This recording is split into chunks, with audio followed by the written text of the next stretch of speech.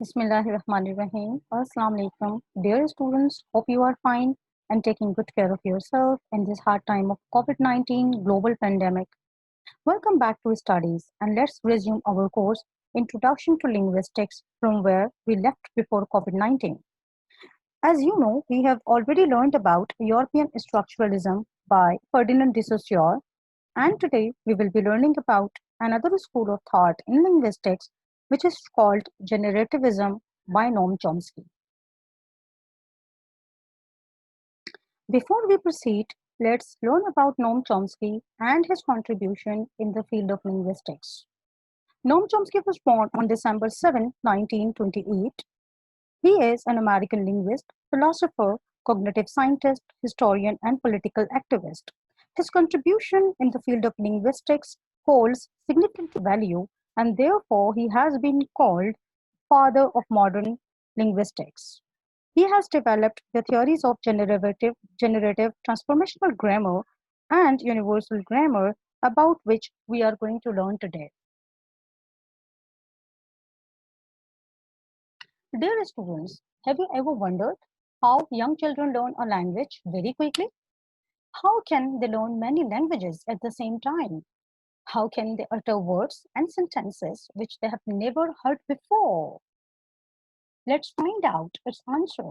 And in today's lecture, we are going to be exploring the answer to all these questions. So, what is generativism? Generative grammar is a linguistic theory that considers grammar to be a system of rules that generate exactly those combination of words which form grammatical sentences in the given language. The term was originally used in relation to the theoretical linguistics of grammar developed by Noam Chomsky in the late 1950s. Linguists who follow the generative approach have been called generativists. The generativist school has focused on the study of syntax, means the study of the structure of sentence, but has also addressed other aspects of a language structure, including morphology, which means the study of words and its combination, and phonology, which means the study of sounds. The first technical term of the use, generative, within the discipline of linguistics occurred in 1957 when Noam Chomsky's book Syntactic Structure was published. In the book, Chomsky proposed a theory of generative grammar that he called transformational grammar.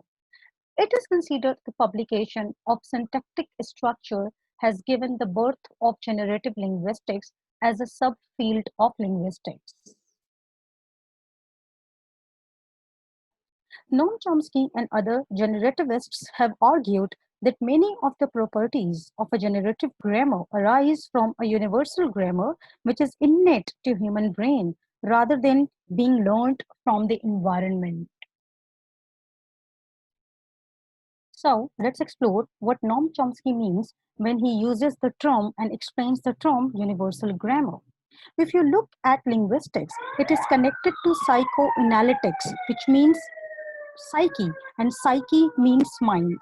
And language acquisition is one of the most important functions that our mind performs. So there have been studies, and linguists in all the times have been curious to know that how human beings acquire the language and how they use it in their day-to-day communication.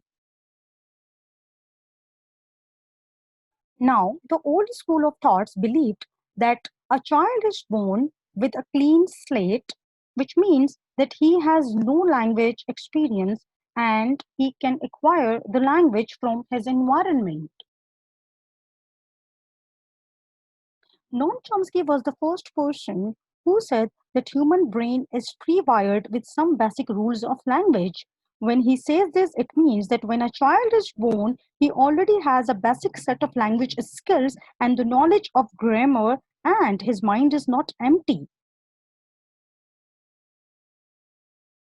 He has language acquisition device, LAD, LAD, in his brain, and due to which he is able to learn language so quickly. We all agree that there are multiple ways of learning a language. For example, that a child can learn language from his environment by imitation of his parents and elders, by reproducing the language which he is listening to, and by observing his surrounding. But Noam Chomsky said no. It's not the environment that enables a child to acquire language. It's already set up device in his brain that supports his ability to acquire a language. Confused? All right, just look at this picture and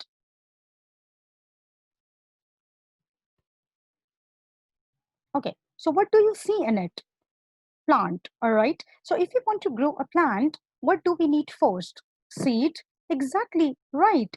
Now imagine if you haven't sown a seed and you are expecting a plant to grow because you are providing it an environment such as water and sunlight. Will it still grow? No, it won't. Similarly, according to Noam Chomsky, lead is a seed which is naturally installed in the human brain, and that's why he termed it universal grammar.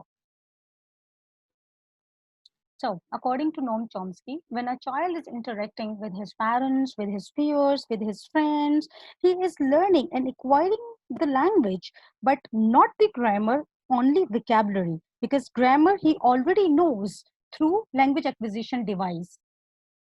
Apart from this, when we talk about universal grammar, there is another important point to notice that if you look at all the languages in the world, you will find out that all languages have their basic structures and they are the same.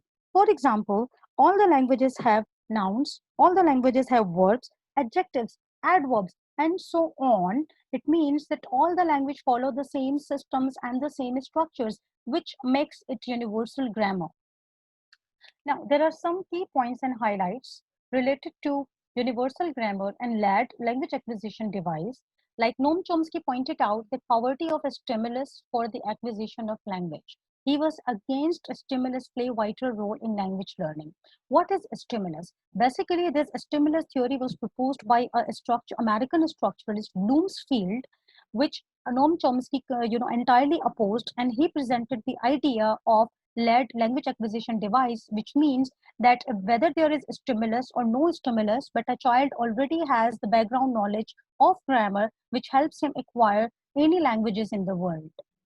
He held a hypothesis that language is free from stimulus control, and he believed that human language is innate and pre-wired in human brain.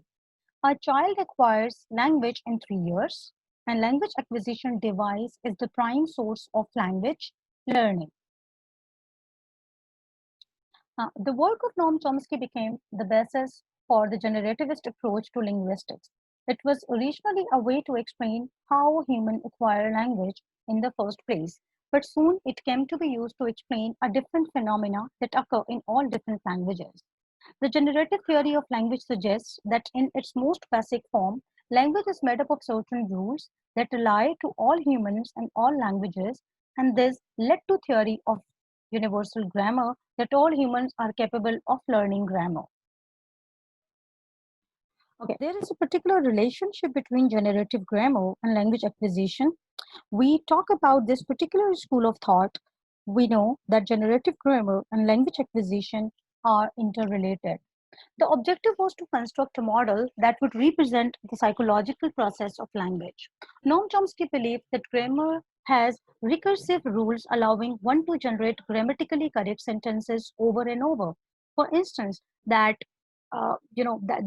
by knowing some limited facts, some limited grammar, some limited vocabulary, a child or a human being can produce innumerable infinite sentences depending upon the context. Our brain has a mechanism which can create language by following the language principles and grammar. For example, whenever we are in any situation where we have to speak and share our feelings and ideas, we never plan that.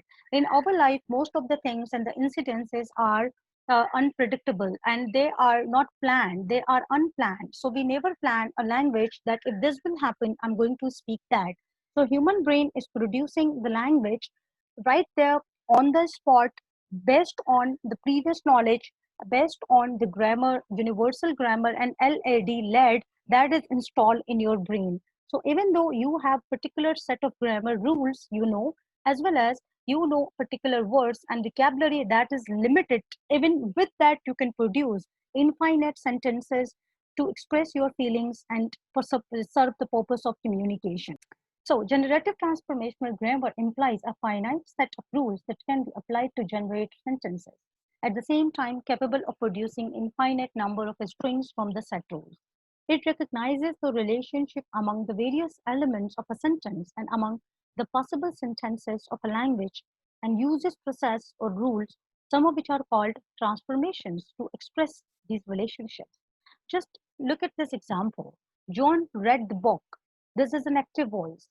The book was read by John. It is a passive voice. It means that both the sentences, they are giving you the same meaning, but when we talk about its structure, when we talk about its construction, it is changed. It means that the speaker is employing here and is utilizing his learning about grammar in his own way, because language cannot be spoken the same way. It's upon the speaker that how he or she construct the sentences based on the previous knowledge.